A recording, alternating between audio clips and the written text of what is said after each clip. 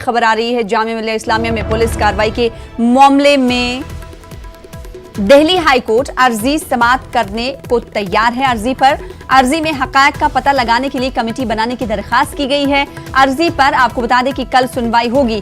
कल supreme court में ये तमाम अर्जियां दाखिल हुई थी और सुनवाई हुई, जिसके बाद सुप्रीम कोर्ट ने तमाम अर्जियों पर सुनवाई करने से इनकार कर दिया था। सुप्रीम कोर्ट ने कहा था कि आप तमाम लोग निचली अदालत का रुख करें, आपके पास हाई कोर्ट जाने का हक है। और इसके बाद जामिया मिलिया इस्लामिया में पुलिस की कार्रवाई का मामला आज दिल्ली हाई कोर्ट पहुंचा और दिल्ली हाई कोर्ट अब सुनवाई करने के लिए तैयार हो गया है। अर्जी पर कल सुनवाई होगी। हमारे साथ हमारे नुमाइंदे खुर्रम शहजाद जुड़ रहे हैं। खुर्रम शहजाद, अब ये तय हो गया है, अर्जी में ये हकायक का पता लगाने की कोशिश की जाएगी और कमेटी बनाने की दरखास्त की गई है। अर्जी पर कल समाअत होने वाली है। कल कितने बजे समाअत होने वाली है और कितनी अर्जियां अब तक दाखिल हो चुकी हैं?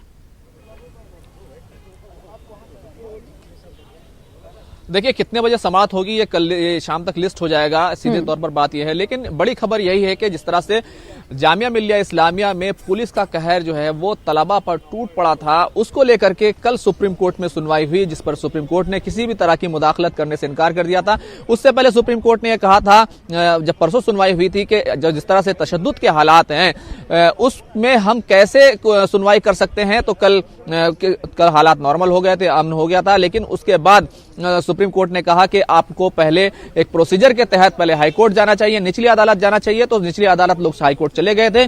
अब सुप्रीम कोर्ट कल इस मामले पर सुनवाई करेगा। कब सुनवाई होगी ये शाम तक लिस्ट हो जाएगा कि किस वक्त सुनवाई होनी है।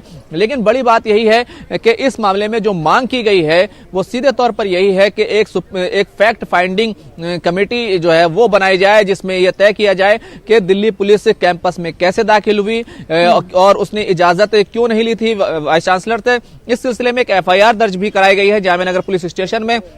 तो देखा जाए तो इस मामले के कई पहलू हैं। हमने आपको मालूम ही है, जिस तरह से इतवार के दिन शाम 7 बजे के करीब पुलिस जामिया मिलिया इस्लामिया में कैंपस में उस वक्त दाखिल हुई थी जब सिटीजनशिप अमेंडमेंट बिल और एनआरसी के खिलाफ वहां पर एहतजाज हो रहा था। लाइब्रेरी में जाकर वहां पर तलबा के साथ मारपीट की गई, वहां दरवाजे तोड़ दिए गए। तो ये पूरे हालात हैं। बहुत सारे तलबा उसमें जख्मी हुए हैं। बताया जा रहा है तकरीबन 100 से ज्यादा तलबा जख्मी हैं।